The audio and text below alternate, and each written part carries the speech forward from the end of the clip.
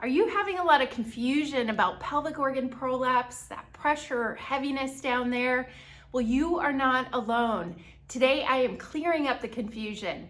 I'm going to give you 10 powerful, empowering strategies and then changes you can make, not fear-based restrictions, that are actually going to make you feel more vibrant and confident again. So let's get started on what to start doing and what to stop doing so you can have more clarity. My name is Dr. Dawn Andalone. I'm a pelvic floor specialist and Pilates instructor, and I want to talk you through some of the biggest tips that have helped the clients that I've seen over the years with prolapse and help decreasing that anxiety and worry around it. So number one is you don't want to ignore your symptoms. You definitely want to get them assessed. So whether you're feeling that little bulge down there, you're feeling lower abdominal discomfort, lower back pain, all of these symptoms could be related to a possible prolapse. So prolapse can happen many times during that menopausal stage and beyond, or after pregnancy in that postpartum stage, after labor and delivery, or even just over time, gaining a lot of weight, doing a lot of manual labor that's putting a lot of pressure down on your pelvic floor and not using the right strategies to control it. So bladder, uterine, or rectal prolapse can all be signs of prolapse if you're getting that discomfort. So if you've noticed it on your own and you're freaking out, don't go on the internet. Don't start Googling things and Googling your symptoms or looking it up in ChatGPT. You're gonna freak yourself out. So don't do that. Instead, go see a professional. Call a pelvic floor therapist. You can even go to my website for resources and helpful tips for pelvic organ prolapse, or keep watching these videos here on this channel. Now, with many women with prolapse, if you're going to see a professional, they'll be able to assess, and a good professional pelvic floor specialist will be able to do a assessment or evaluation in standing and in lying down position. So therefore, with gravity, you're obviously going to feel the prolapse more, and they'll be able to teach you and guide you on strategies that you can do to help it that don't require surgery or anything invasive like that. So start there, go see a professional. Number two is don't strain yourself while you're sitting on the toilet, having a bowel movement especially. We want to not hold your breath. Call that the Valsalva maneuver. We don't hold our breath as we push down. Instead, use your breath to help you. So if you are experiencing constipation, let's look at your diet. Let's look at what's causing the constipation, because chronic constipation over time can make prolapse symptoms worse or even trigger it if you have chronic constipation for many years. So we want to be able to look at your diet and add some things in that are going to help that constipation. You also want to use your breath and your exhale as you push out, because therefore it'll help with the pelvic muscles and allow your breathing to help them rather than tensing and putting a lot of extra pressure down there. The other thing you can use is a Squatty Potty. I'll put the link below, but that is basically gonna raise your feet up. So therefore it's gonna make you more mechanically ready to have a bowel movement, and you're not fighting against your muscles there. It's actually helping you. So not straining when you're on the toilet is the second tip. So number three is don't hold your breath with daily tasks or with lifting. So if you're going to the gym, you're lifting weights, the same idea as sitting on the toilet. You don't want to hold your breath. Anytime you hold your breath, you compromise what those muscles are not doing to help your pelvic organs. Instead, you're putting a lot of downward pressure in that area, and we don't want that when you have a prolapse. So think of exhaling with the effort. If you're lifting something, if you're doing some gardening or some house chores, when you're lifting anything, you're breathing out and you're exhaling. This will allow those muscles to help support your pelvic organs even better, and you won't compromise those pelvic organs. Number four is get advice before you're doing a lot of high impact exercise. A lot of women ask me, should I be running? Should I be jumping? Should I be doing CrossFit while I have experienced signs of a prolapse? Well, you can definitely make it worse if you're not using those muscles in the proper manner. So instead, switching to things like swimming, Pilates-based exercise, things are gonna be a little more gentle, and you can still do weight training without a lot of jumping and high impact until someone guides you in the right direction of whether or not those muscles are ready to go through impact. I've definitely seen it before where women will get a lot stronger through their core and their pelvic muscles, and they'll be able to return to running, but with some guidance first, you're gonna feel more confident about doing it rather than making things worse. Number 5 is don't ignore your posture. We take this for granted. Sometimes it's lazy sitting back on your tailbone. When you sit back on your tailbone and you're rounding your lower back, that is actually shortening and creating a lot of extra stress through your pelvic muscles. So instead, we want to really watch our posture and alignment. This is not only going to help the pelvic muscles, but it's going to improve your breathing. And when your breathing happens in a more optimal way through your diaphragm and your rib cage, that helps the pelvic floor muscles do what they need to do. So you're not only going to have less stress on your back and your pelvic muscles, but it's going to be more optimal for making this whole area through your trunk work more efficiently.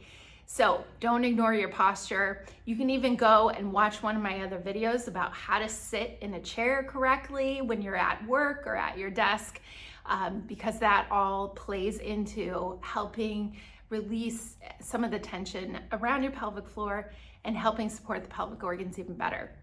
Number 6 is don't tense your pelvic floor and your muscles around your pelvis all day.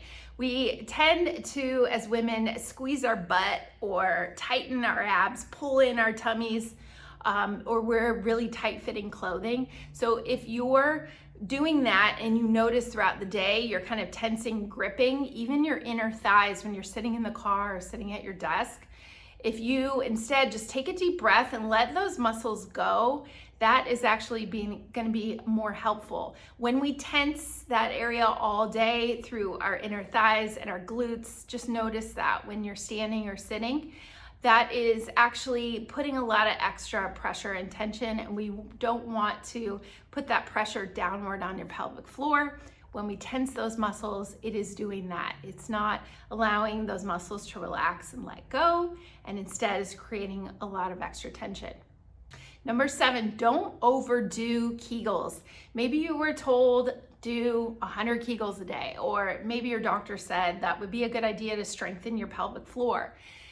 A bigger approach looking at this is don't just think about tightening your vaginal muscles all the time. You may feel like you want to do this if you're worried about prolapse, but instead combine your breathing with your pelvic floor muscles and your core. You can go download my free guide below. I'll put a link right below on the 5-minute reset for your pelvic floor and your core muscles and how to actually think about activating them the best way, not just doing Kegel exercises. When you're doing Kegels, all you're doing is tightening your vaginal muscles, when really your core is your diaphragm, your abs, your back.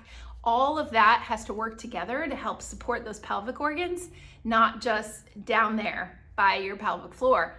Many times too, women have really shortened and tight pelvic floor muscles because they're used to tensing them when they're worried about prolapse. And those muscles, like any other muscle area in your body, if they're shortened and a lot of tension there, they can't actually support. They're in that shortened position. So we want to be able to lengthen them in order for them to work properly. So download that guide. It'll talk you through the specifics and show you even pictures of what it looks like to do a couple exercises to help support your pelvic organs even better. And with that said, number 8, don't skip core rehab. Core rehab meaning some beginner Pilates mat exercises, nothing you're putting a lot of strain on your abs, but something that's gonna talk you through breathing techniques and activating the muscles through your deep abdominals is going to be very helpful. So if you're starting from the basics and doing some core exercises a few days a week, this can be able to help you long term in order to get your brain to connect to your muscles a better way. Countless times I've seen women with prolapse symptoms that have a really weak core. I'm not just talking about abs and doing planks and crunches, not that, but can they coordinate their breath with those deep muscles? So going back to the guide I just mentioned, those are some exercises that would entail some gentle Pilates-based exercises on a mat, simple to do at home, and therefore you can support your pelvic organs better that way. Number 9, don't skip glute exercises. Now your glutes, your pelvic muscles, and your core is all going to be very helpful. In our studio, we teach therapeutic Pilates, so it's not just about working your abs really hard. No, it's not that kind of Pilates, but it's more about how we're using your whole body and your breath and your core all together. Now, your glute muscles help support your pelvis. So think about if you're just tensing and tightening the vaginal muscles like a Kegel exercise, but you have really weak glutes, hamstrings, abdominals and back muscles and all of that together, you're not really getting that good support around your pelvis. So we want to think about building the glutes in a way where you're adding in some exercises like bridges, like squats, things that are going to offer that full pelvic support, not just focusing on one area of your body, but we want to embrace this whole area around your pelvis. And finally, number 10 is don't avoid movement. I've seen this countless times where women are scared to do anything, and really movement is going to help give you more blood flow, circulation, more confidence in your body when you are moving. It's just you need to pick and choose what movements you are doing right now in order to help your body be more supported. Staying active is going to improve your quality of life and boost your mood, and therefore you are going to feel better overall. So don't avoid movement, stay active, and do the things that make you feel good. Now, if you're like many of the women that I see that have a lot of fears around pelvic organ prolapse, the more that you are guided with an expert, the more you're going to feel more confident and have ideas of what to do and what to integrate today. So go on and watch the next video of 3 tips of what not to do with prolapse and avoid making things worse. You're going to want to watch this video because it's going to help provide some of those tips that maybe I didn't mention in today's video and help you feel more empowered and confident about your body. Thanks so much for watching, and we'll see you again in the next video.